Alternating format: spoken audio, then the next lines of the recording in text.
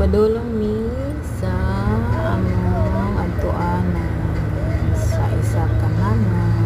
Gabiin ni siya guys. Manang nakita nga akong pag-video. Okay na na siya. Diba nag-after bus diri sa Saudi. So guys, tako siya nga bansa. Di magpatugatungay laan kung ikaw dangerous, diba? Ito kayong building guys. Ano siya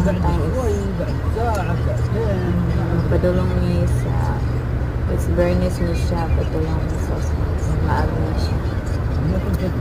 Diba ganda ng Saudi pag gabi, pag umaga ay naku